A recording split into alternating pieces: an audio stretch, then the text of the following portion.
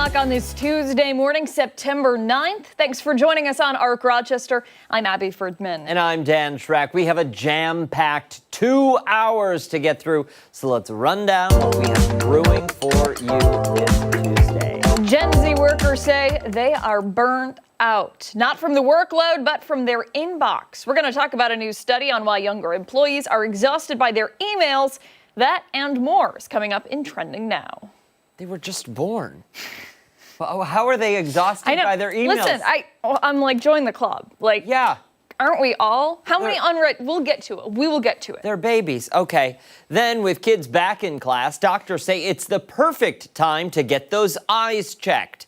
This morning we're chatting with an ophthalmologist, there we go, to learn the importance of screenings and how families can get exams at no cost. And then later, we're talking back to school, and students are facing more challenges than just homework. This morning, Rochester Regional Health will join us with some tips on everything from screen time to healthy habits and protecting your child during virus season. I think you and I both have to talk to the ophthalmologist this morning. I'm serious. Something is wrong. And it's not just a case of the Tuesdays. No. It's like there is a mental block, I think, between me and the screen and you at home. And listen, I'm sorry. I blame Monday for that. Yeah? That's what I do. Yep. Before all of that, let's get a first check of the forecast. Meteorologist Marty Snyder is here. Sunny sky above, warm temps out there today. Open the windows, get the bathing suit out of the back corner of the closet. Wow. Because it's pool time. I guess so. Wow, party's at Dan's house today. Yep. Right? Head on over. But yeah, it is going to be a pretty nice day for us. Just make sure you're bundled up for the short term. That's the one issue. It is kind of chilly out there for the short term. A big change in temperatures heading forward. Still a lot of places holding in the 40s, some in the 50s, 47 for the latest number in Rochester. And as we go through the day today, we'll see these numbers rise back mostly into the 70s by the afternoon. So again, it's going to be a pretty nice increase in temperatures that we'll see play out, probably many areas on the order of about a 30-degree increase from the low temperature earlier today to the high during the afternoon. Then we add a little bit going into tomorrow, likely somewhere in the upper 70s then. So once again, from tonight into tomorrow, maybe another 30-degree temperature swing from those two time frames. And then as we head to the upcoming weekend, I think that's when we may see that risk of a shower start to increase a little bit. For the rest of the work week, still mainly dry for us as we head deeper into the weekend. That risk of a couple showers does increase. Not the best timing there, but at this point, we really could use some rain, so we'll look at it as a positive thing there. But many of those highs somewhere in the 70s and will increase a little bit over the next couple days. So at least turning milder as we head through the next couple afternoons, guys. I love those 70-degree temps. Yeah. Yeah. It's going to be nice. No. All right. Thank you, sir. Hey, let's go off the top and start with some of the things that have piqued our interest this Tuesday. I'm going to kick things off today. And this morning, I want to tell you about one of the most unforgettable moments ever made at a town hall. It happened in Cranford, New Jersey, where a man named Will Philly decided that instead of stepping up to the mic for a bland dissertation, he would break dance.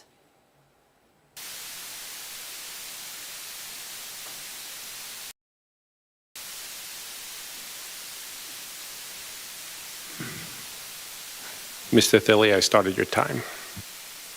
He says, that's okay. Check out these moves.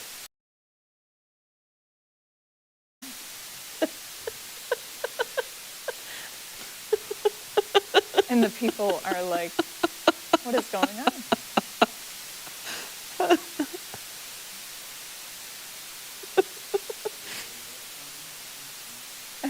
Kind of looks like Mark McLean.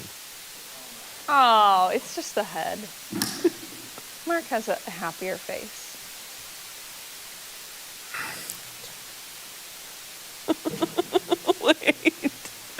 Wait, it gets better.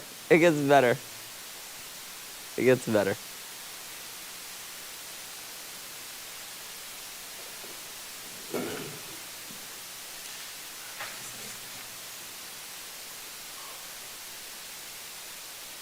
Oh, it's coming up on the other end of it.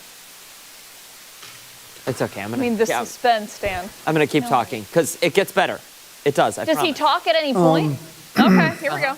How was everyone's weekend? Good? Yeah, okay. So no music, just squeaky shoes and stunned silence. As neighbors watched him shuffle, he eventually spins and tries to do a backspin, or at least that's what I think it is. But as you can tell from the reactions from the enamored crowd, his neighbors are all too familiar with his eccentric approach. Turns out Philly was protesting property taxes. He says his bill went up more than $900 this year, far higher than what most homeowners were told to expect. And instead of quietly grumbling about it at home, he figured why not make his point unforgettable? And unforgettable it was. After his little dance number, he walked to the podium, he challenged local officials on the math, and then moonwalked, or at least that's what I think he was trying to do, away. Philly says he only decided to dance about a minute before he spoke. It doesn't look very well rehearsed. He says he thought his words would bore the crowd, and he wanted to remind everyone that government should feel neighborly. You know, that's a good point. I agree. We need to mention he is running as an independent candidate for township committee, pushing back against tax breaks for developers that he says leave regular residents footing the bill. The mayor called it interpretive dance, but the internet is calling it genius. And I think it proves that sometimes democracy means busting some moves. Okay, I kind of love it. Do we have the backspin, Ashley? I didn't see everything that you just saw is what I have. Okay. So at one point he gets on the ground and he lays on his back and he spins himself around on the ground. And then he gets up after he's done at the podium. They're sad moves, but it's him trying to moonwalk away from the podium. It's phenomenal. So we've zoomed out significantly. I think you need to make us see your moves. I think that. Okay, I'll do the moonwalk. I'm not going to do the backspin. Do the turtle. You can do it. Come on. What's the turtle? Get on your back and spin. Oh no, my back is hurting. I don't want to do the. So he Sorry. He finishes at the microphone and says, thank you. And then he takes his paper, stacks them up, and goes like this. Right out of frame. It's great. Oh, it's fantastic. my gosh. It's fantastic. And still crickets from the audience. That's how loud it was. Crickets. I think that says a lot about the people who were at the meeting. They were laughing and smiling. And for me, I'm a silent laugher, unless something is super, super funny. So I'm like, maybe they did think it was funny. Maybe they were confused. Maybe they were waiting for something else to happen. Show us breakdancing video again. Yeah, it's can we good. see it again? It's what? Would we call it good? Okay, he tried. Do you remember the Australian breakdancer? Oh my gosh, the Australian breakdancer at the Olympics 2 years ago? Yes. Holy moly. See, they're laughing. They're smiling. In a way, some of them. She's covering her face. The man in the second row is not amused whatsoever. The guy in the front row, he thinks this is ridiculous. The lady in the salmon-colored sweater, she doesn't know what's going on here. He's performing for that back row. Yeah, it's got to be. It's got to be it. Listen, I think he gets my vote.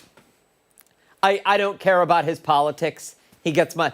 If at every town hall meeting he goes in there and it starts as a dance party, boom, done. Maybe that should be how some of our local elections are determined. It's a dance battle.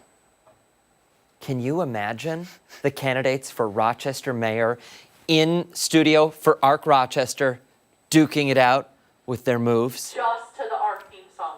Yes. Oh my gosh.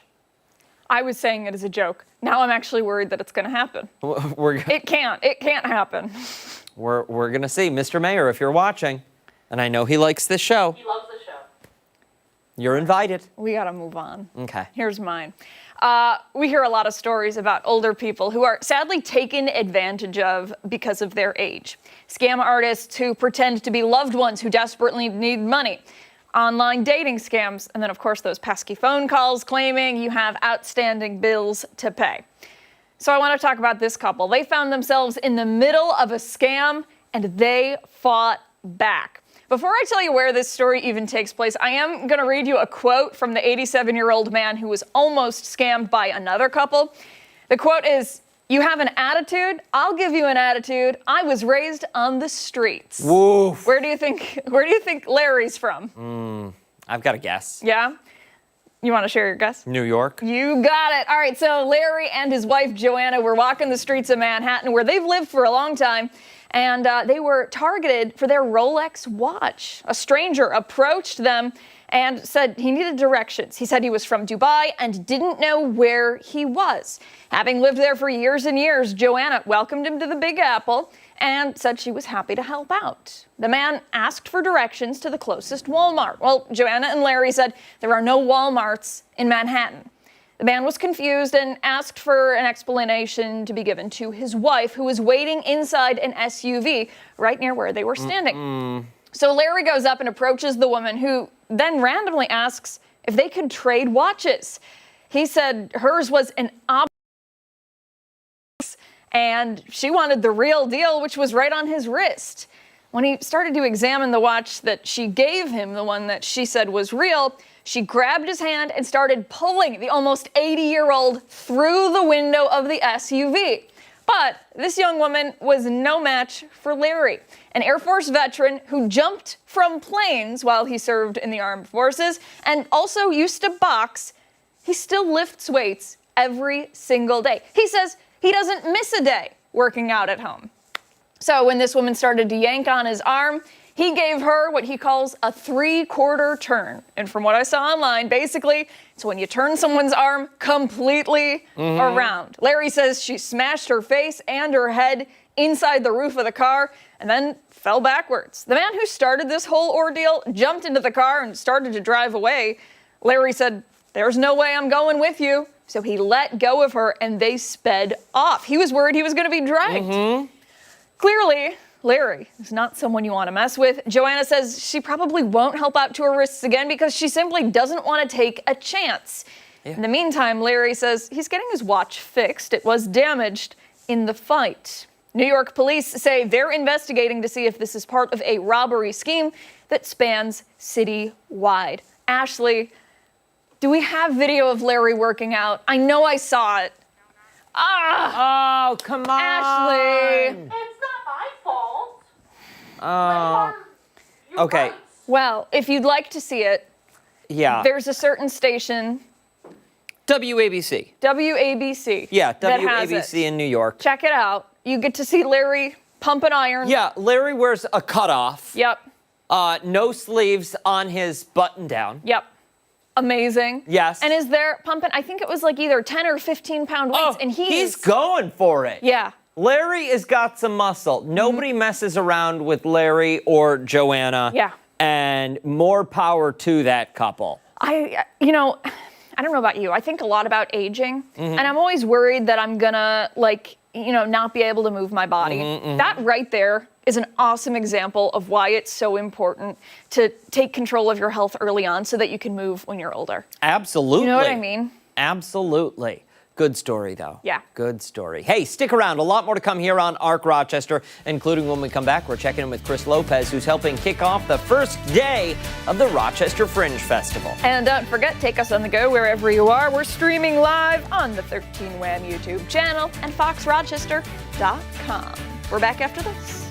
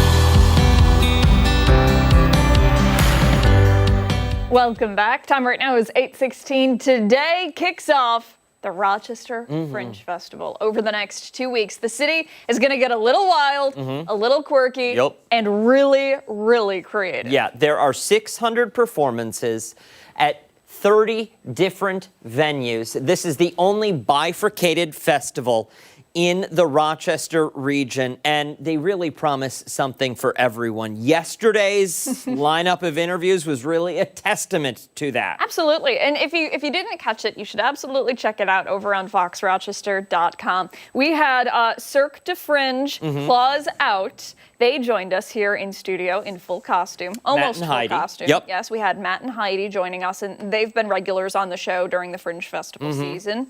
And really, you know, I was saying it earlier with Steph, no matter what you think you're getting into when it comes to a Fringe Festival show, that's not actually all of it. No. There are going to be twists and turns and surprises along the way. Whatever they're selling you, you multiply that by 100, and that is what you're actually going to get. Yeah. So they showed up yesterday dressed as cats from head to toe. That is, yes. For the show, Claws Out. There are aerial artists, musicians, you name it, in Cirque du Fringe. It's one of the incredible shows that you'll be able to see. Chris Lopez is live for us this morning at the Hyatt in Rochester, giving us a look at some of the other shows on the lineup. Hey, Chris. Hey, what's up, guys? Friday, Sunday, then next Sunday, you can expect 3 of those 600 plus shows. I'm with the director of The Painter, Corinne Yancone. We have dancers in the background this morning, freezing but staying warm with the dance moves. I got to talk to you about your show, though. Yes. What is The Painter?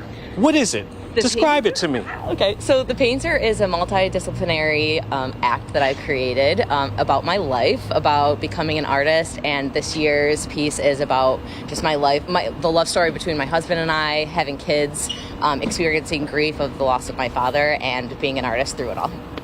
And you have 3 dancers with us this morning. We have 3 dancers with us this morning. Yeah. There's 43 total. You held auditions in June, selected from about 50 different dancers.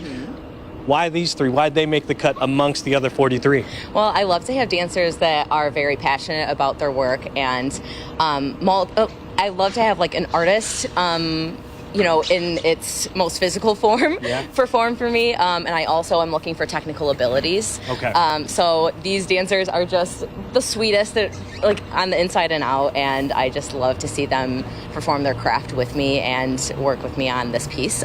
This is a very sentimental work of art, so being able to connect with them on this level and have them showcase my work is very special, and I've just loved sharing this moment with them. I do have 11 different dance studios in Rochester represented in this piece, and I have them listed here so I don't forget. I'm actually a teacher at Performance Plus Dance, so I have many of my students here from Performance Plus Dance. Premier, Elena Fasali Dance Company, Flower City Dance, TNT Dance Explosion, Studio East Dance Company, Spins Dance Studio, Studio 19, O'Day's Dance Theater, Artistic Designs Dance Company, and Marilyn Schneider School of Dance. They're dancing, you paint them as well, correct? I hope I didn't give away any secrets there. You didn't. Okay, I would like to see that live now. Let's do it. Yes, all right. Please. Sounds good. Performance. I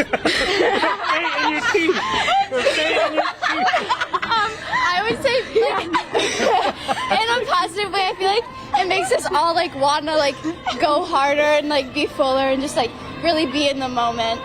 So the paint brings your performances up a notch, would you say? I would say. Definitely adds a layer. It definitely adds a layer to, like, commitment, like she said, and, like, really, it just is so fun. It, like, adds so much more. How many total times have you guys had paint on you in these past few months? With the... So many times. So every single rehearsal is a painted rehearsal? So, just a little fun fact. So yesterday was our first time performing with paint. So once we get the dance all ready, so from June all the way up until literally yesterday, we've just been working on choreography. And then yesterday we threw paint in it. Riley was talking about, she has been in a few of the painter performances. So she's pretty used to having, both of them, all of them are used to having paint on their body. But yeah, it's just a crazy experience. And like she said, it elevates everybody's emotions and just makes it that much more fun. Friday, so this Friday and Sunday, and then next Friday, what time? Correct. So this Friday, the 12th, at 6 p.m. at School of the Arts. Sunday at 2 p.m. at School of the Arts. And then Friday the 19th, 6 p.m. Thank you, Alex. Nailed it. Check them out. Paint, dancing. You're not going to want to miss it. Soda. Back to you guys in studio. We got Una Mas. We got some music for you guys on Arc Rochester. I think our ratings would skyrocket if you and I did that too. 100%. Think 100%. of the viewers. Lopez, I really hope you've got the power washer ready, because I know those Hyatt people, they don't want to be scrubbing up that paint this afternoon once it's dry. I get it. I get it. All right. Hey, don't go far, because when Arc Rochester returns, it's time for this morning's weather trivia. Mark McLean has promised us the most exciting forecast you've ever seen. He said you won't believe it. Coming up after the break.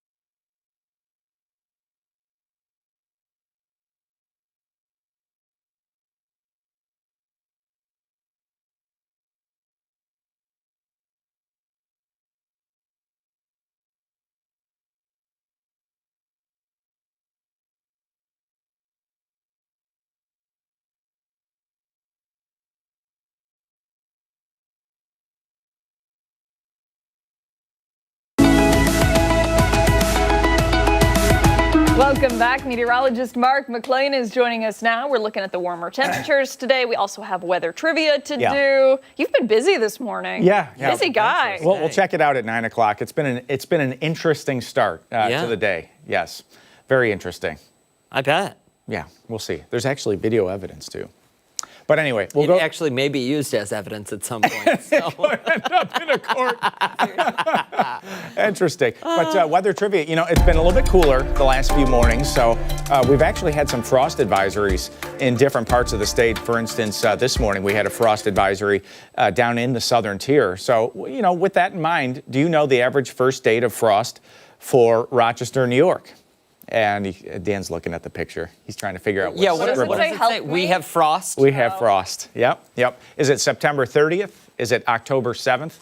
Is it October 14th or October 18th? And I will say this. Okay, so this does vary depending on where you are in the viewing area. Yep. So, closer to the lake, this date would be later. Down in the southern tier, this date would be earlier. This has got to be an average, right? It is. And it's an average of how many years? This would be a 30-year. So every decade that starts, we roll on a new 30-year period for the info. But we'll have that answer at 9 o'clock right here on Arc Rochester. So speaking of that, you know, one thing where the frost does actually help us, do you have seasonal allergies at all? Oh, yeah. Yeah, like the ragweed and all that? Last week was bad for me. Ragweed, you know, is in that high count. This is from Dr. Hartel's office. We get this report every day from him. And until we get that frost or that freeze, this count will stay likely in the range that it is, moderate to high for western New York. So likely for the next 2 to 4 weeks, it'll stay somewhere in that range. And watch the low temperature. As mentioned, you know, Brockport's at 49 this morning for the low, but take yourself down to the southern tier, and it's 38 in Belmont. Olean at 37 degrees. So at 37, any temperature under 40, you're going to start to see the formation of frost, because it's the objects at the ground that actually cool the atmosphere. It's not vice versa. The atmosphere doesn't cool the objects cool the atmosphere. So the objects on the ground will always be cooler than the actual temperature that you're looking at. So frost will actually start forming at 37, 38, 39 degrees, even though the temperature of the air is technically above freezing. So kind of interesting. It's called deposition. It's what Jack Frost does, right? 47 right now, west-southwest at 5, and it's just going to be a glorious day. Lots of sunshine, high pressure stacked up right on top of us, and that's going to create a sinking motion in the atmosphere that's just going to squash cloud development for the next few days. This forecast map looks a lot like it did yesterday. There is a system off the east coast there spinning around and, you know, giving some of the coastal cities some showers and some cloud cover, but up this way, we're in A-OK shape, and we're going to see that sunshine. What we do need is some rainfall. The outlook through the middle of this month, I would say the outlook for the next maybe 14 days is kind of bleak for rainfall. There's not a lot of weather, not a lot of storm systems. It's a very inactive storm track for this area, for the Great Lakes and for New England. And because of that, our chances for a significant or a soaking rain just aren't there. But bright sunshine today, temps in the mid-70s this afternoon. It's going to be mild. Tonight, lots of bright moonlight again, upper 40s. The moon set at 8:55. I don't know if you caught it this morning. You guys are probably in here, but the sun is rising at the same time that the moon is setting. So you've got the moon off in the west sky, and the sun is coming up in the east sky. It was a really cool sight to see earlier this morning. The extended forecast has numbers probably where you're going to be nice and comfortable, right? It's in the 70s. You know, the morning you need the long sleeves, but then or the hoodie briefly, but then you don't want it in the afternoon. That's for sure. Seasonable weather, mild air into the weekend. Maybe some showers around towards Sunday and Monday. It's going to cool off a little bit at that point, but you know, that's a decent looking forecast if you have anything to do outside. I'm picturing a lot of jackets being left on the school bus or left in the locker tonight. Yeah, yep, and that's where they'll be tomorrow morning when you need them again. When you need them again, yeah, I know. Absolutely. That's how it goes. That's how it goes at our place too. I'm thinking, you have a hammock, don't you? I do. That's going to be your Friday afternoon, isn't it? Friday afternoon. 74. I'm not even going to be here on Friday. So it's not even going to be Friday afternoon. It's going to be all day on Friday. Yeah. Wow. Just breathe. How about that? Don't go anywhere like Abby is. We've got much more to come here on Arc Rochester. We're back after this.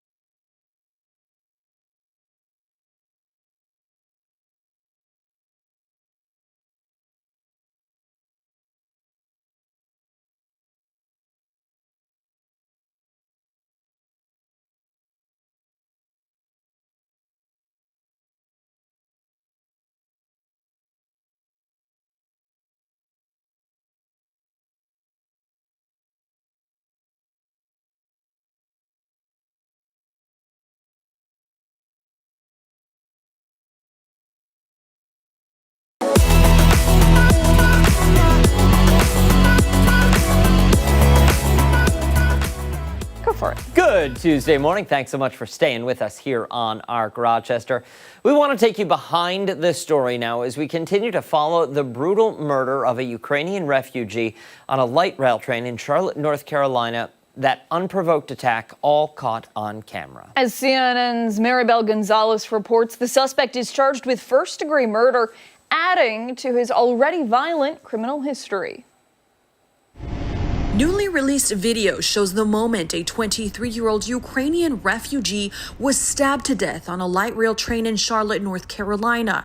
The victim, Irina Zarutska, sat down on the train the night of August 22nd. Investigators say minutes later, the alleged attacker pulls out a knife and strikes her 3 times. A lunatic just got up and started. It's right on the tape.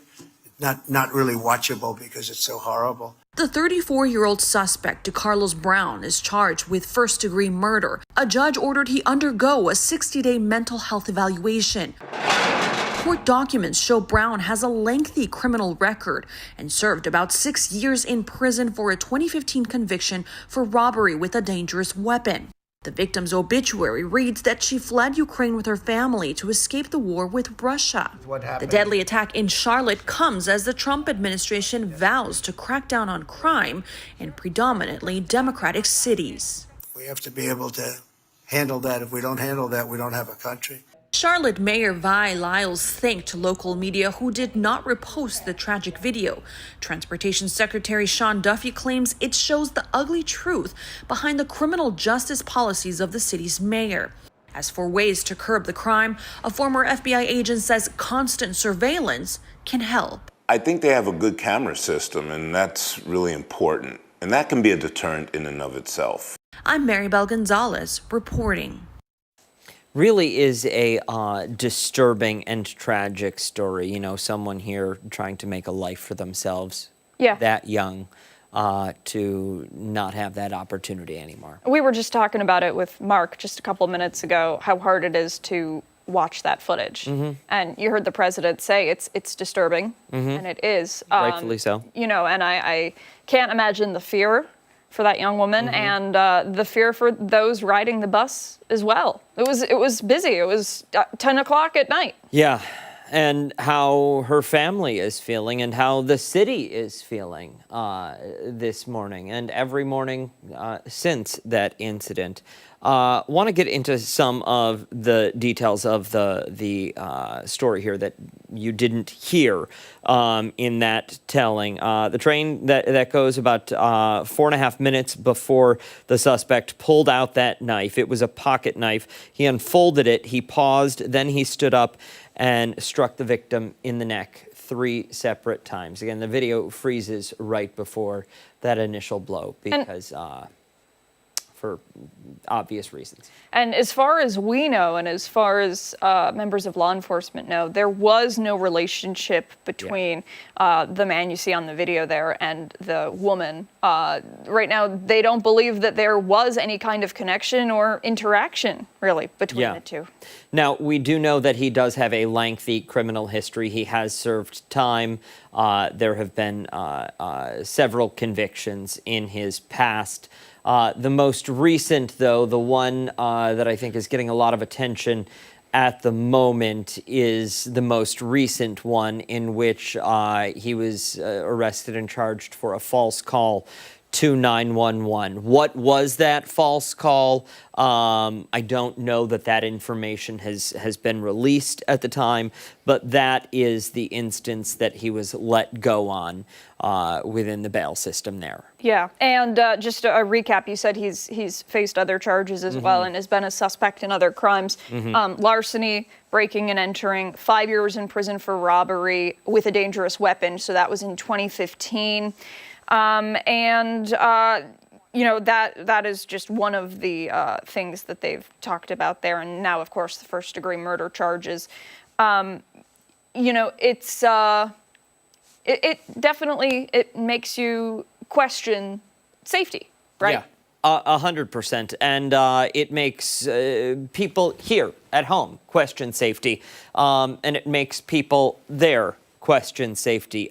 Ashley, I'm wondering if we can pull up the soundbite from the chief safety and security officer there for CTAS. What's even more haunting about this, if you look at the video, policing is about monitoring behavior. There was absolutely no behavioral cues that would have triggered an interaction with this individual. This individual was sitting down, for all intents and purposes, looked like he was just having a normal train ride. There was nothing about his demeanor. He wasn't sweating, he wasn't talking to himself, he wasn't interfacing in a manner that would have triggered attention to him that he was about to do a heinous act. And then all of a sudden you see his face change, he commits the act, and it's in a split second. So definitely interesting comments made there. And, I think that is definitely a very big part in this, monitoring how people are acting. Sure. I think it's worth noting also, though, that the individual did not have a ticket to be riding that train, and there was also no security on that car where the attack actually happened. So I just, if somebody had been there and had been monitoring it, do we think that they would have been able to stop it? I think it's one of those unfortunate situations where we'll never know. Yeah. We will never know. The only way to say yes is for it to never happen again, with security stationed in each one of those cars, which how likely or plausible is that? How doable is that from a municipality standpoint, from a public safety standpoint? Still so many questions to be asked about this. The family says that he has suffered with mental health issues for a very long time. Certainly no excuse for those actions. Absolutely. Yeah, a story we will continue to follow for you on air and online at 13wham.com. It is 8:40, much more to get to this morning on ARC Rochester. When we come back, we'll go live once again to Chris Lopez. And don't forget, you can take us on the go wherever you are. ARC Rochester streaming live on the 13wham YouTube channel and foxrochester.com. We're back after this.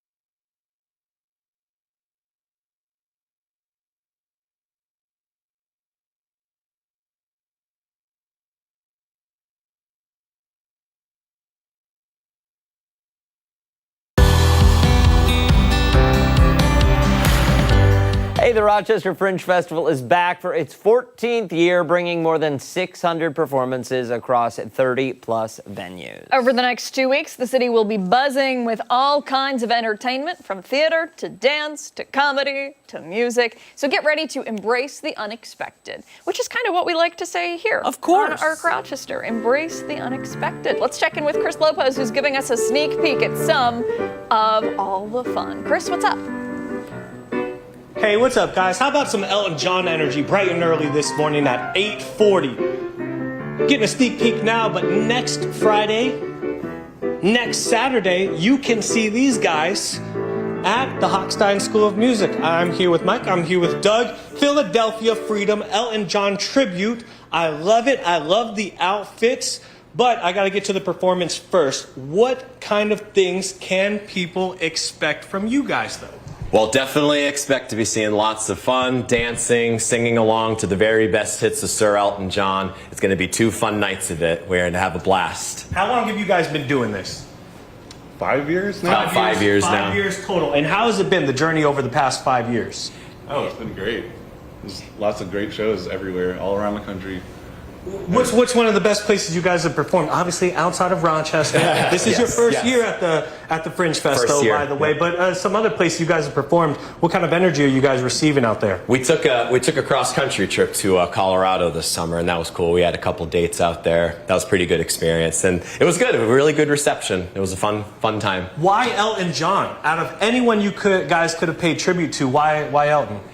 I mean, for me, I fell in love with Elton at a very early age, about 5 years old. A lot of how I taught myself was based on his sounds, his style. I take a lot of inspiration from him for even some of my own original work. Fashion, obviously, too. But yeah, he's always been a favorite of mine ever since I was little. And when it comes to Fringe Fest, you guys have never performed at it before. What are you guys looking forward to from the crowd?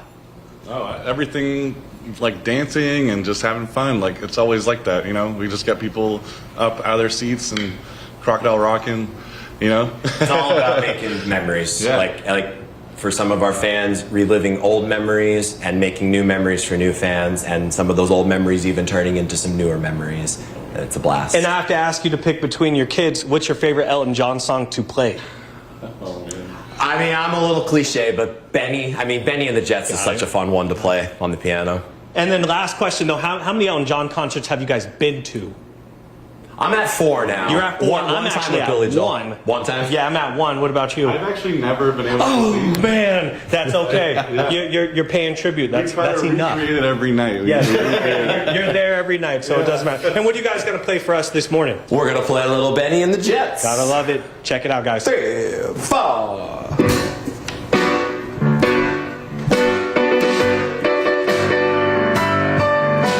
Listen, I would look good in one of those tinsel jackets. I'm just saying. Yeah. Just it's in your saying. color wheel, for sure. Is it? Yeah. Glitter? Yeah. Coming up next, it's this morning's Crime Stoppers. We're back after this.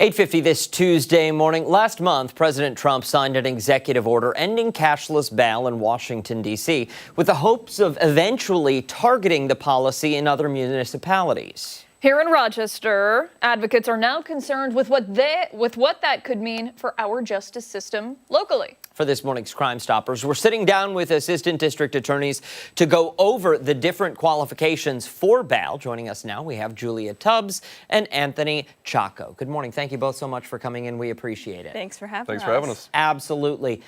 So let's dive in. For someone sitting at home who is unfamiliar with the bail system locally, what does that look like? So essentially, in New York State, a judge can't set bail without the authority to do so. So the question for us when we come up to a bail argument is, how do you get something to be qualifying, or how do you establish to the court that it's qualifying?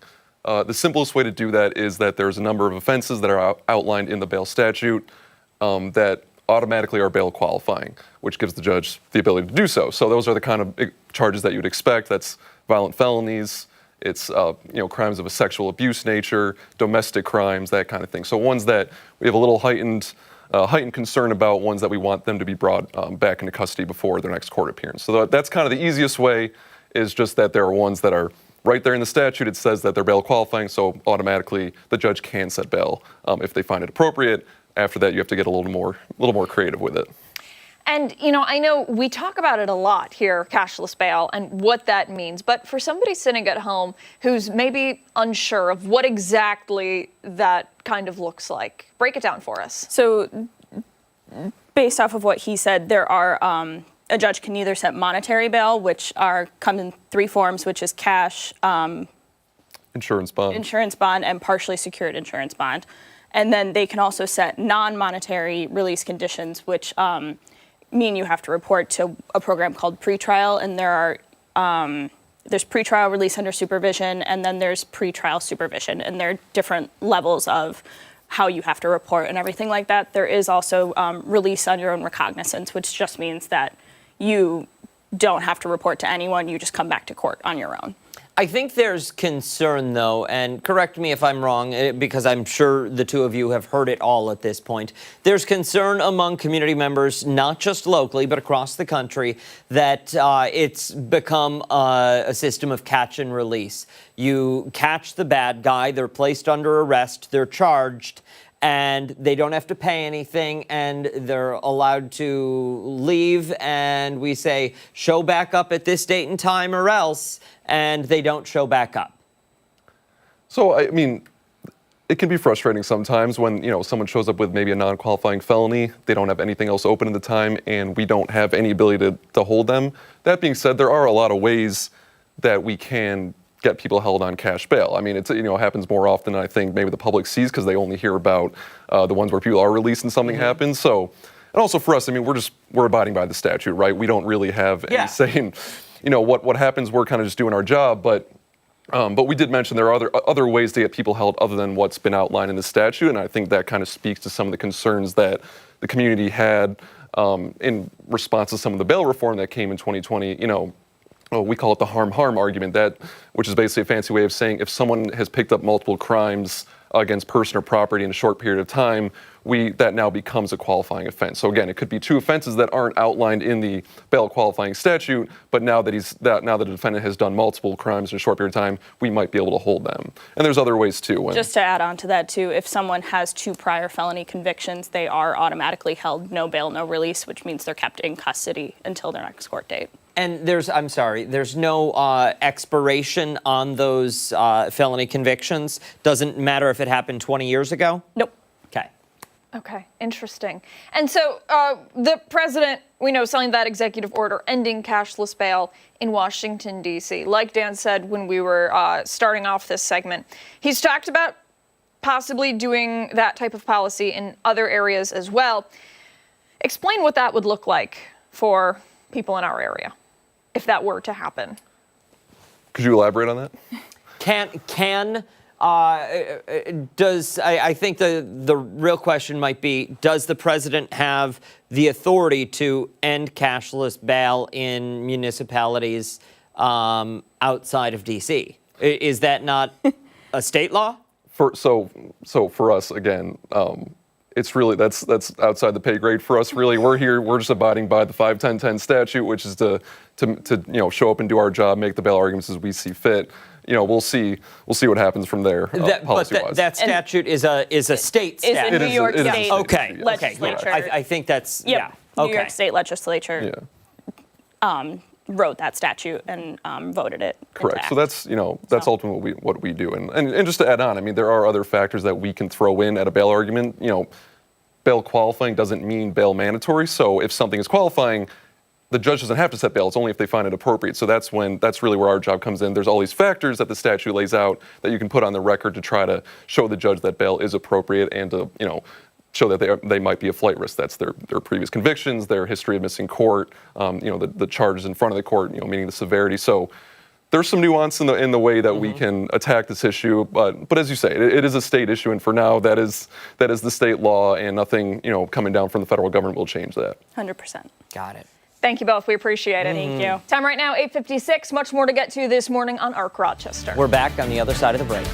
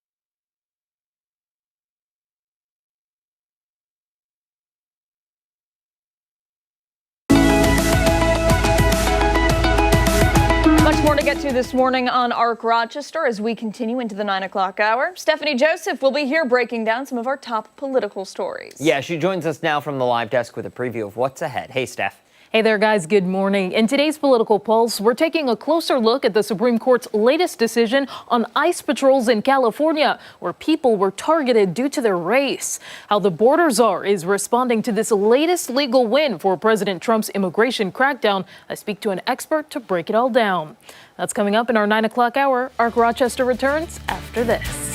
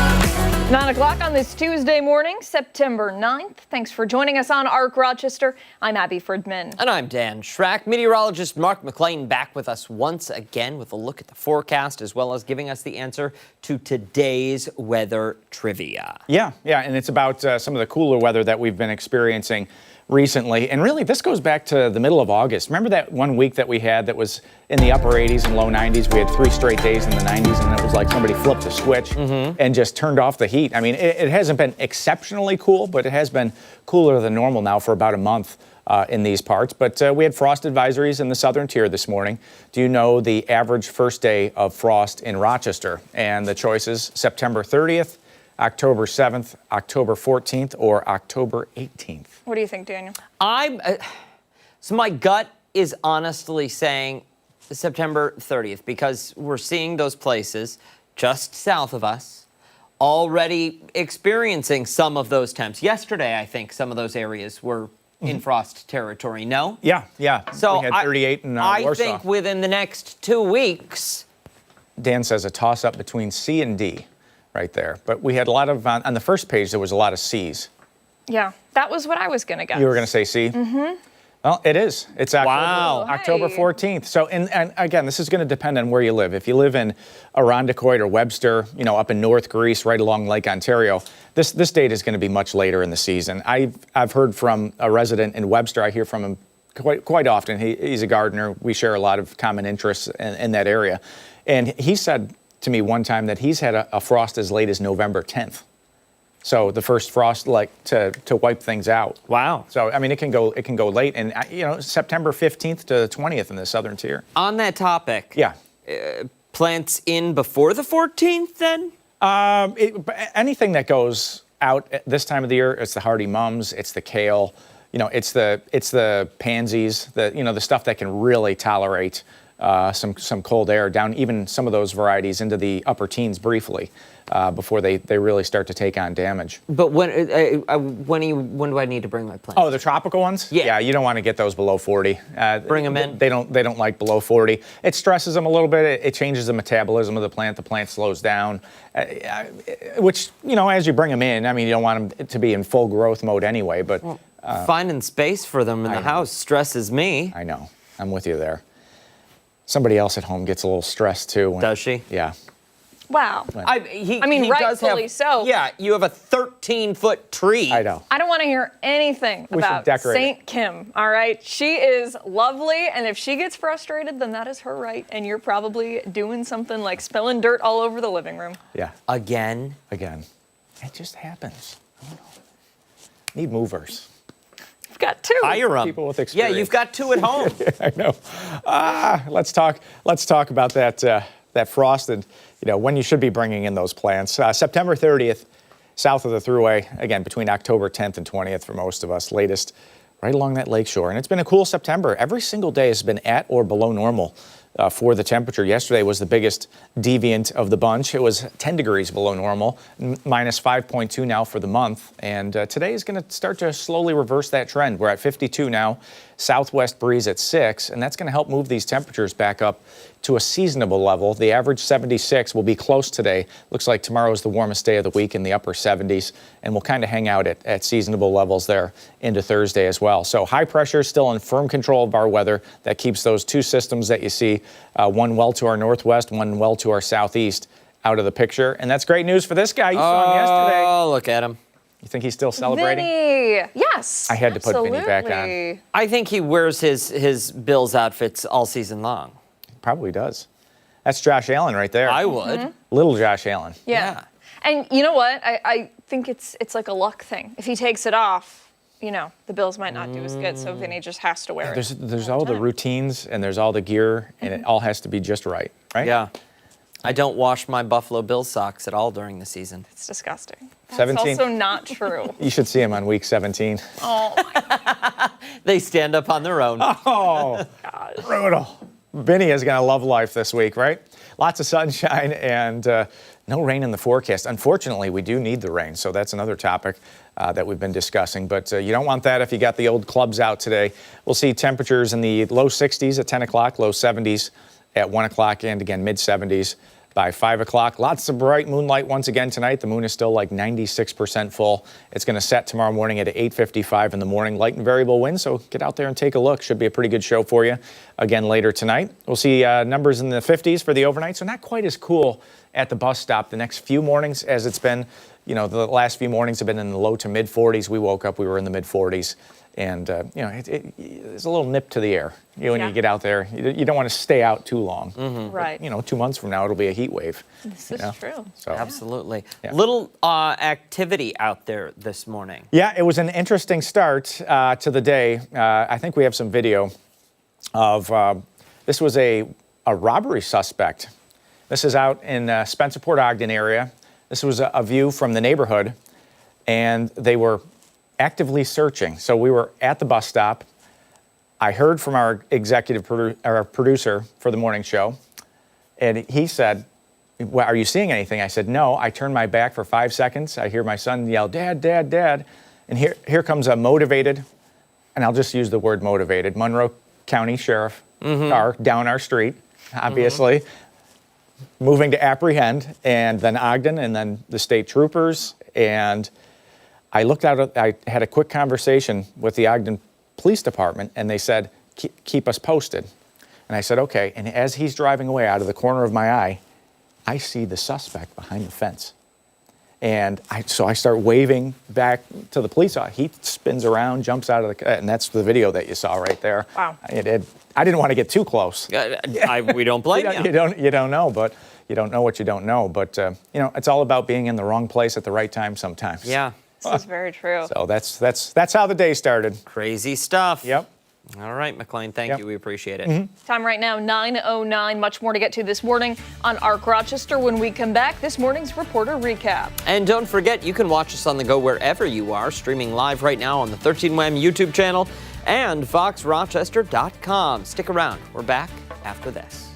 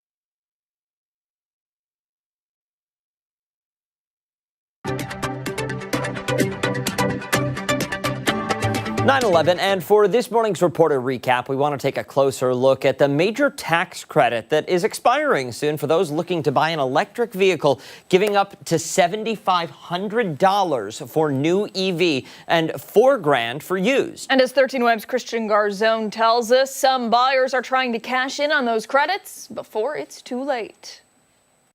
at least. John Iannone at the electric car corner in Farmington has been selling EVs for years. It was a slow roll at first, but EV sales have steadily been speeding up. Customers feel that EVs are definitely a step up from traditional gas cars. Iannone says when you buy an EV, maintenance is on your side, and obviously gas isn't an issue. Although he does acknowledge some people have mileage anxiety when taking those bigger trips and looking for those charging stations. However, most EVs now get well over 300 miles per charge, so it's just those occasional trips that may be in question, and even then, it's only a 20-minute wait to get another 300 miles. Iannone says there's been a surge of curious customers all summer. Tammy and Laurel here are ready to shift gears. For all the money we spend on gas, it just seems like it's outrageous. There's also another reason they're here, the expiration of a major federal tax credit for EV cars in just a few weeks. $4,000 for a used EV and $7,500 for a new EV. It's like it's the beginning of September, so let's get rolling. With Congress passing the big beautiful bill, other EV and charging tax credits are set to expire, including the Alternative Fuel Vehicle Property Tax Credit and the Commercial Clean Vehicle Credit. Iannone says he gets both sides of this issue. The tax credit is ending because of the Trump administration obviously decided that they don't want to have the clean air rebate in effect anymore. And I guess there's two sides of that story. Obviously, it's paid by the taxpayers. Iannone not phased that much. The EV business isn't going to hit the brakes anytime soon. Once they drive an EV, they choose to stay in EVs. And Christian joins us now for more on this story and what's to come in the future. Christian, really wild that people now line up to buy these vehicles. We were talking there just about the charging aspect. Yeah, 20 minutes in some cases? So many people are like me, are like EV curious. Like, I really want to take a ride in a Cybertruck. Anybody watching, give me a ride in a Cybertruck. Like, I really want to go. They're so cool. They've come such a long way. These conversations we had 10 years ago about the mileage anxiety, the lack of charging stations. If it breaks down, no one can fix it because it's got to go away for 2 weeks to a specialist. That's really gotten a lot better, according to John Iannone there. Like, people are buying these and loving these. Once they get behind the wheel of an EV, they don't want to go back. And obviously that, surge of customers coming in, they want to take advantage of that tax credit. $4,000 for a used EV, $7,500 for a new EV. And there was a hot selection there, like really, really cool stuff. So how does that tax credit work then? It's like a discount essentially when you're buying the car. I think they say they kind of do it right there. They work it out there in the paperwork, but I would say it's kind of like a discount when you buy that car. It's almost like they take that off. Oh, go ahead. You took a breath. That's what I was going to ask. Yeah. So it's coming off the front end of that. It's not something I need to worry about when I file my taxes. That's my understanding, is that when they're doing the paperwork there, it's kind of like a discount. That's what they were saying. I could be wrong on that, but that's my understanding yesterday. But it's unfortunate it's ending, but John Iannone is saying he kind of gets it because ultimately taxpayers are paying for this credit. And if it goes on indefinitely, then it's just going to be a lot of money. We're all paying for it. So, but EVs are really, I think, they've got to be here to stay because there was a lot of uncertainty, I think, the past decade. Now it's just people, look in our parking lot. Yeah. More and more people are driving them. Matt Malloy has that wonderful Cadillac. I can't get near it for some reason. He won't let me touch it. Yeah. The alarms go off. Yeah. Back away, Christian. Back away. He's got those stanchions and ropes up around the little it. plastic and gnomes, like garden gnomes all around it. But I want to take a ride in that too. It's very, very cool. But he's so pleased with it. He says it's like one pedal. So it's like gas, and then when you take your foot off that pedal, the car stops. It's like Knight Rider, the popular show with David Hasselhoff. Yeah. Yeah, there's silence in the studio. Our audience knows. Mark knows. Knight Rider. Yeah. But certain generation there. So you're on the cusp of this. You're the same generation just about. It was just ending in September. So get your EV while you can. Electric Car Corner, Farmington, right there off the thruway. Off 332, just about. I like that it's the electric car corner. Mm-hmm. That's just really unique.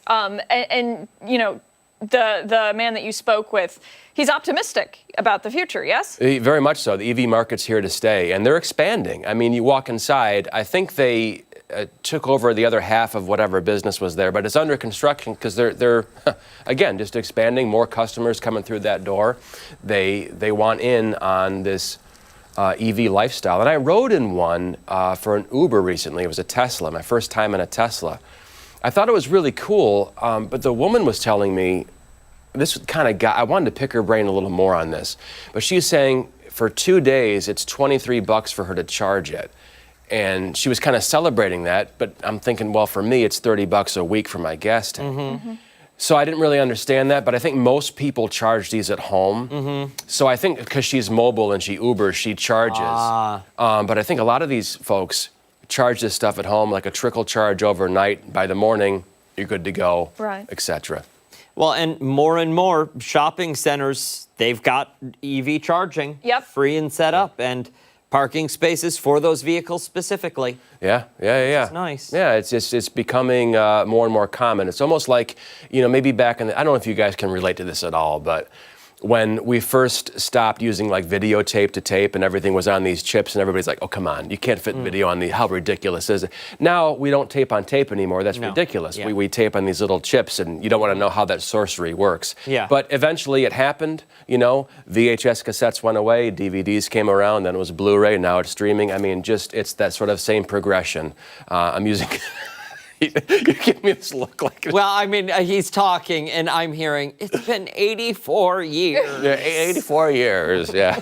Yeah. All right, but you get it. Technology's coming fast, and people want to get on board with these EVs. Yeah. The future is now. Yes. Thank you, sir. We appreciate it. Thank you. Time right now is 9:18. When Arc Rochester returns, Stephannie Joseph will be here breaking down some of the top political headlines. Political Pulse coming your way next.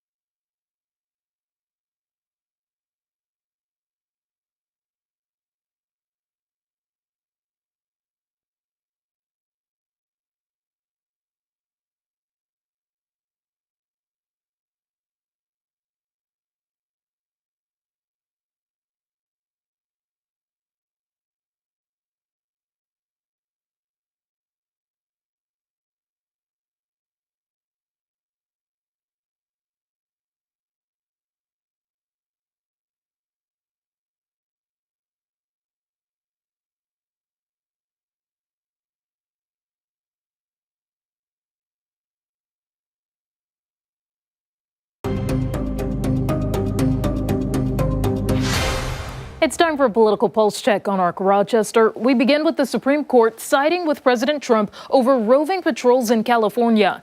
Now, this case was about armed and masked immigration and customs enforcement, or ICE agents, targeting people in LA based on race. They reportedly asked them about their immigration status. Lower courts restricted the immigration raids, saying they likely violated the Fourth Amendment. In a 6-3 decision, the High Court disagreed. While an explanation is not usually shared for emergency docket cases, Justice Brett Kavanaugh suggested the lower court ruling would have a chilling effect on immigration enforcement. Meantime, Justice Sonia Sotomayor called out people being shoved to the ground and handcuffed based on their looks and accents. They said, well, where's the reasonable suspicion? I trust the professionals of the Border Patrol and ICE, all very well trained, to make sure they establish reasonable suspicion. to briefly detain and question somebody, and the Supreme Court agreed with me. What they've been doing in other cities, they've been targeting families, even young kids. American citizens have been deported. And for more on this case and President Trump's immigration crackdown, I'm joined by politics professor at Nazareth University, Dr. Tim Nealon. Good morning to you. Good morning, Stephannie. So I just want to start off with what the border czar was saying, that question about reasonable suspicion as it applies to the Fourth Amendment. How does this case sort of clarify or maybe make that a bit more murky? It definitely makes it more murky. What happened was this was an emergency declaration by the Supreme Court. As you know, they really don't explain these, but essentially they're giving the Trump administration time to put together a real case. You mentioned Kavanaugh's discussion, sort of an opinion alongside that said that race might be a factor as long as there's these other elements in the decision making to raid these places. But again, what they really are waiting for is an actual case to come forward. So right now, it means the Trump actions stay in place, but in the long term, we don't know what the outcome will be. I was just about to ask you, what would be the impact for, I guess, other places when it comes to an agreement or decision like this from the Supreme Court? In other places, could this be applied, saying that they considered race, for example, and thought that it was a part of reasonable suspicion to pursue a few people? I think absolutely. I think that a little aside by Kavanaugh is really going to be used by some of the ICE officials. But presumably in the context of some of these other factors, location of work and some of the other things that they cited. But I would say, again, this does create an unequal approach instead of an even-handed. That is, one person, because of the way they look or the way they speak, could be singled out now in a way that just in the last presidential administration would not have been tolerated. And so, again, civil libertarians and people that are concerned about the way that the Trump administration is dealing with immigrants to this country certainly should be concerned and certainly should mount a vigorous defense of this. Again, Kavanaugh mentioned that he worried about the standing of some of the people that brought the suit to begin with, the one that the Supreme Court stayed. So again, one would hope that you would get a much more vigorous group of individuals who have standing to sue and can take this to the Supreme Court, and we can get some clarity on this. And one question before we transition more into the overall immigration crackdown: how often do we see that the Supreme Court acts like this during an emergency docket session? It's become frequent under Trump for him to seek relief from the Supreme Court, which tends to, certainly defer to presidential authority. And so that's a new trend. I mean, presidents have always sought the Supreme Court emergency in the past, but the Supreme Court has not been perhaps so eager and so quick to comply. But certainly there's a lot of deference we're seeing, particularly from the six who signed this order, the so-called conservative branch of the Supreme Court. For sure. And I know that one part that we're wondering about right now is the immigration crackdown as well as crime crackdown together when it comes to the deployment of the National Guard. We had heard from a federal judge that had basically ruled that Trump's deployment of the Guard in LA was illegal, but we are still hearing about him being able to take those steps, for example, in Chicago. And of course, we know that they're deployed in D.C. How would that ruling impact any future when it comes to deployments? Well, again, this is an interesting case in that, of course, it was limited to California. So following the guidelines issued by the Supreme Court earlier, the district court did not try to do a blanket, but said, look, in California, our reading of the Posse Comitatus Act is that you have violated it, you have not trained these troops, therefore your use of them against the protests and other things is illegal. They stayed their own ruling until September 12th, and then a court of appeals, a three-panel court of appeals, actually stayed that longer, while giving the Trump administration time to actually mount a defense of this. So this could once again go up to Court of Appeals, could go to the Supreme Court, and determine whether or not that this is an illicit use of the National Guard. So for now, it has no effect nationally and not even in California. And so we're waiting for a more, again, vigorous case to come forward, Court of Appeals or to the Supreme Court. And I'm wondering what it would take for the Supreme Court to be able to take up this case or for it to have more of that national impact. We know a recent decision that came out from the court a couple months ago basically said that, for example, a class action suit would be able to have more defendants or would allow for more states to be able to follow whatever law or procedure or case may come out specifically from a certain area. That's correct, right? Right. So, yeah, if you mounted a class action, if the judge declared that this, the plaintiffs were, a class, a protected class, then it could have a national scope. So you could strike down or limit or, freeze actions by the federal government. So that would be an interesting approach to that as well. It does see sometimes there are splits between different circuits in the federal system, so that one circuit might rule something and another rules another. These splits are then they have to be adjudicated by the U.S. Supreme Court. So it will be interesting to follow these cases along to see how the courts determine the outcome. Is the use of National Guards legal or illegal? Is the use of perhaps race or other characteristics, along with maybe some additional factors like where people are employed, those kind of things, are those legal? Because up until now, we've approached this much more carefully and been very careful about using race as a factor in determining one's innocence or guilt. Yeah, that is for sure. And it's something that we will be watching here. Thank you so much for joining me this morning, Professor Nealon. Always appreciate it. Thanks for having me. And be sure to stay with ARC Rochester for your top political headlines. We're back after this.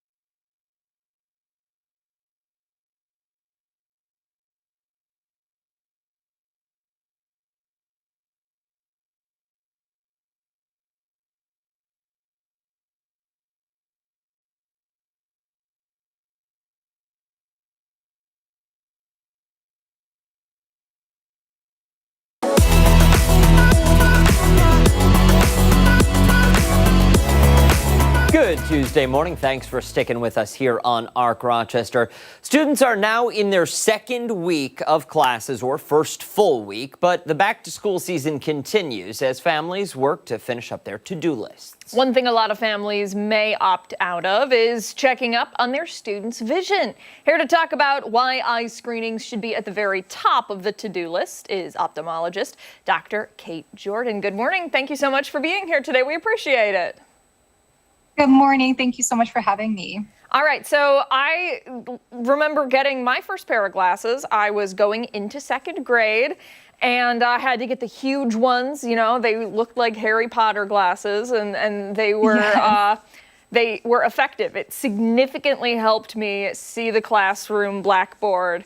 Tell us a little bit about why it's so important to get your kids that eye exam, even if you think, my child is fine, they can see.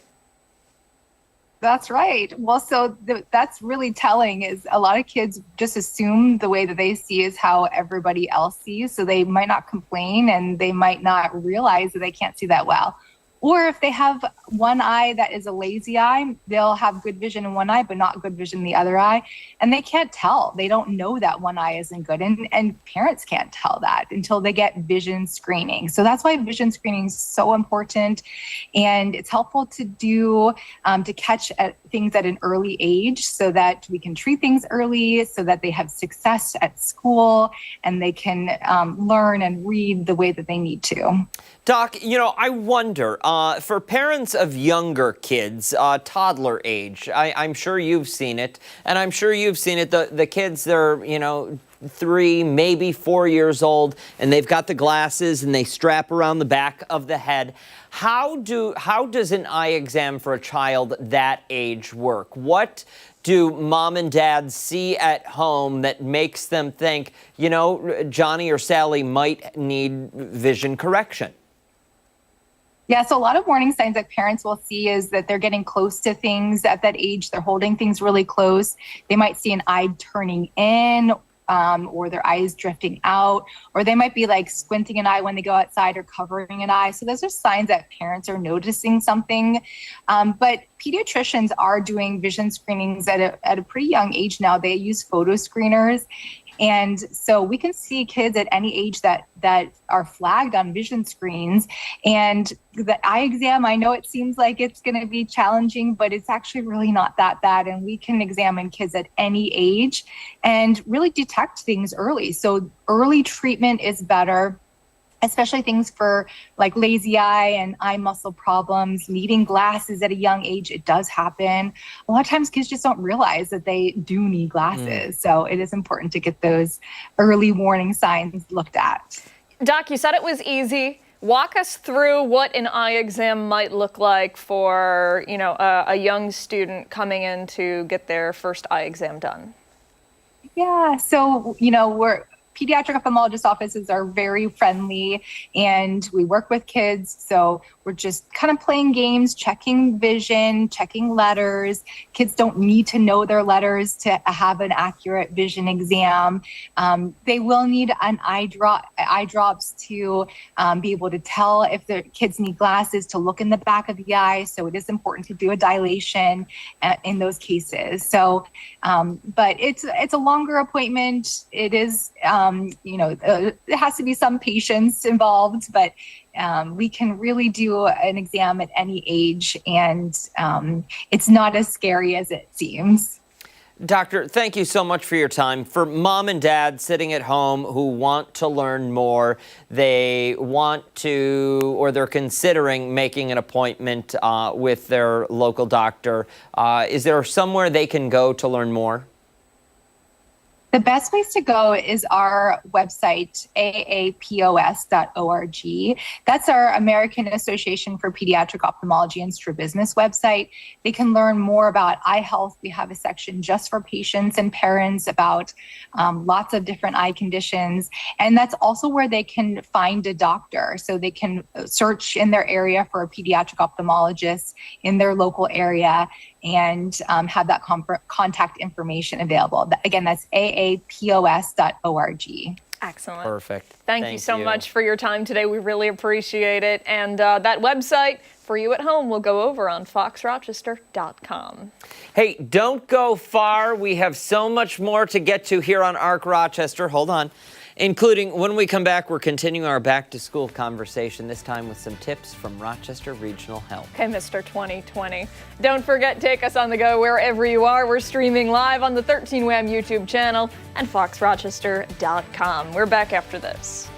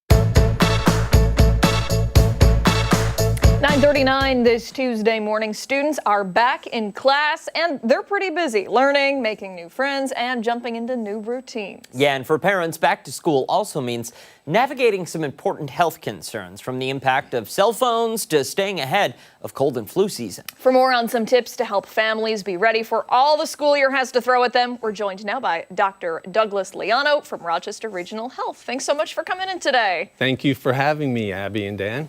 So let's get right into it. Back to school tips for parents who maybe are watching at home. Your first piece of advice for them when it comes to their child. Be confident that you've prepared your child to succeed in school. I think parents take their responsibility very seriously and they do a great job. Let's, if we can, dive into the topic of cold and flu season and vaccinations. We're coming up on that time of year where a lot of kids are going to be lining up at the doctor's office because they've got a stomach bug or something's going on. Talk to us about preventative measures. So vaccinations are something that is one of the remarkable successes in our lives, and I see both sides of parents' point of view on this. I think a lot of parents, 80% of parents or more, view vaccines as a positive thing for their children. But there's also parents who are more skeptical, and I understand that. So when it comes to the flu shot, let's talk about that one. Usually you hear from people that are a little hesitant. They're like, well, how do I know that this is going to be the right strain?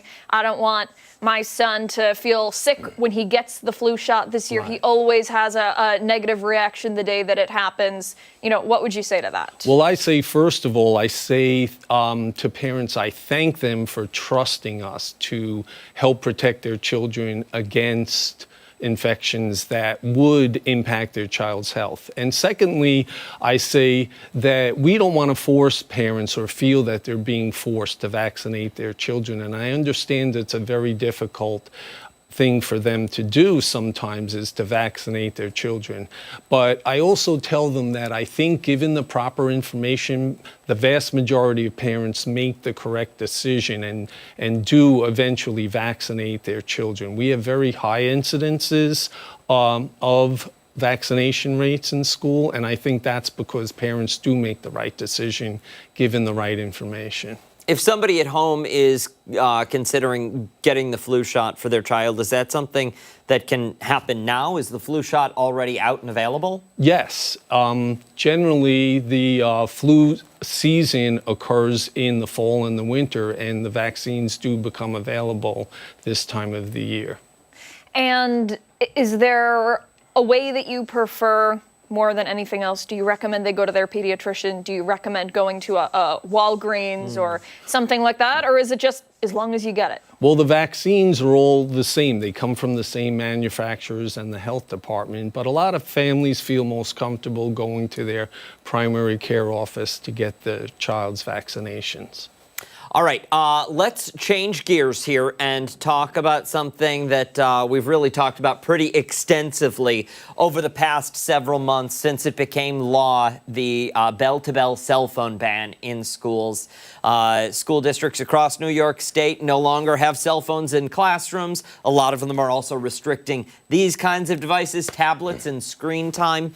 Talk to us about the benefits of taking time away from our devices, especially on young developing minds. Right. So I think these parents want the best for their children. And the reality is that these devices serve a function, but they can be extremely disruptive and interfere with their child's education. What do you anticipate we'll see in our children over the coming years with this bell-to-bell cell phone ban when it comes to their health? Well, I think that we're already seeing changes. I've spoken with teachers and they're saying that now they're seeing much more effective interaction, conversations between students that they didn't see in the past in their study halls or cafeterias. So we're already, the results are already coming in and they're positive. I would imagine part of that is that kids they're like rubber bands. They're stretchy and bendy, and they can snap into kind of anything that you need them to. And that is the no cell phones in class. Okay, so we talk to each other. Yes, yes. And I think it's important for parents also to realize that this starts from a very early age, and we want parents to model the appropriate behavior themselves, that if children see that their parents aren't always on their phone, that's going to be a tremendous impact on them. Doctor, thank you so much for joining us today. We really appreciate it. Thank you for the advice, and best of luck. Get your flu shot. Yeah, absolutely. Thanks again. Thank you. Time right now, 9:44. When we return, we're going to take a look at some of the stories that have people talking this Tuesday. We're back right after this.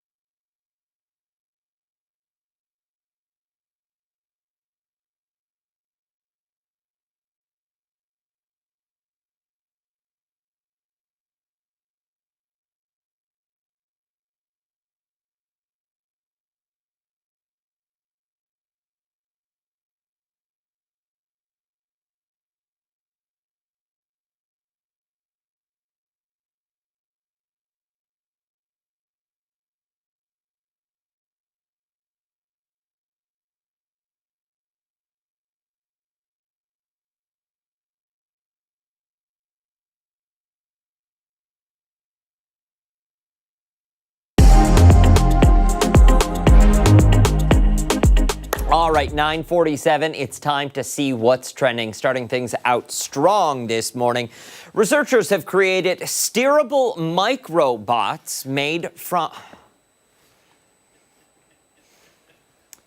from bull sperm. Who's laughing over that? Is that Jeff? Jeff, you come out and read the story. All right, so this cyborg sperm tech was created in the Netherlands and is tested out on a 3D printed replica of a female reproductive system. Scientists use external magnetic fields to pilot these robo-swimmers through the replica, making it like a racetrack for sports. Of sorts. A racetrack for sports. According to the research team, these bots can be tracked in real time using X-rays, making it a game changer for fertility research. Scientists say micro-robots are the future of medicine, claiming that these sperm bolts could one day deliver medicine to hard-to-reach areas, potentially revolutionizing treatment for uterine cancer or infertility. The researchers have also noted having a non-invasive way of tracking sperm could help them better understand sperm transport systems and male infertility, just for an example. All right, Listen, hold on. That is a great story. Yes. That is a great story. It is. Let's, stop. Oh my gosh. Children, leave the studio. My goodness. It is a great story. It is. It's so important that we continue with cancer research, 100%. Especially when it comes to women's health. 100%. Absolutely. I mean, it was written in a funny way, though. It was. Ashley. And I think Mark is now upset that you scolded. Oh, come on. He's fine. Mark, if you're out there, you can come back in. All right, let's move along. Gen Z employees have launched an online debate, and it's all because of emails. According to a recent blog post, a number of Gen Zers are expressing their extreme hatred for urgent emails. The original poster, an assistant manager from Florida, says her inbox is constantly flooded with urgent requests from older colleagues. She goes on to say she believes it highlights a generational divide in workplace culture.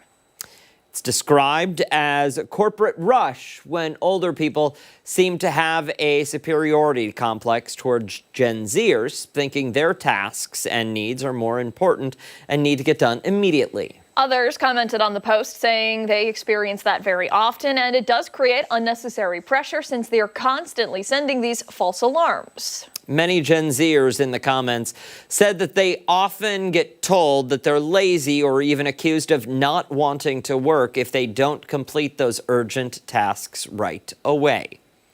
I mean, if it's urgent, then it's urgent. But if it's not urgent, it shouldn't be labeled as such. But if your boss is telling you to do something, they're not saying, do this whenever you have a chance. Do this when you feel you can squeeze it in. They're saying, do this now. And it's your boss. Ashley, is it the boss or is it just older colleagues? It's other colleagues. It's not boss. It's not higher ups. It's within the same bracket. Can we get an example of what? So it's like getting an email saying, oh, urgent email in the header, right? Urgent, must do now. Okay. And then in the body, it's saying, hey, I really need that paperwork filled out. Send it to me. So Okay. it's a task, But it's and it's labeled as urgent, but it's really not that urgent. But it would be coming like from me, who's your colleague, not your boss. Yes, but you're the one who needs to file my expense report, and I'm doing it now, so get it on my desk. I'm sorry, I don't see the issue with that. If you can't cut it in the corporate workplace, maybe the corporate workplace isn't for you. Am I wrong here? You know, okay, so I have an example, and I don't want you to yell. I just want you to listen. Okay. Can you please try? Sure. Thank you. So I have a friend who is a manager at a corporate workplace. This person oversees a department where there are several people, but they also work as contractors for other people in the department creating content for them. Okay. So I'm that person. Let's say I do digital social media posts, right? I'm working for the company, but then I also have 75 other clients. They're not my bosses, they're the clients. Mm-hmm. We all work for the same company. Mm-hmm. But I have Joe over here who needs his video made for his social media campaign. Mm-hmm. And I have Susie over here who needs that done too. Mm-hmm. And then I have Bob over here. And then all of a sudden I have 75 emails in my inbox saying, I need this done now. Mm-hmm. One person is the manager. They have 10 people below them. Mm-hmm. And they're all saying, you're lazy. Why aren't you doing this right now? And I'm like, well, because there's 75 of you, there's one of me, and I only have 5 people under me. So I will get to it. Mm-hmm. I think that's where this is coming from. And Yes, correct. I just, if it comes from your boss, I say absolutely, always, right? As soon as you can get it done. But like, however, could you not make the argument that the clients, they're the bosses too. Unless we're serving you, the client, we don't have a job. All right. Right? Hey, I think we're not going to see eye to eye on it. And I think that that's okay. Okay. All right. When we come back, our final thoughts this Tuesday morning. I think I'm right.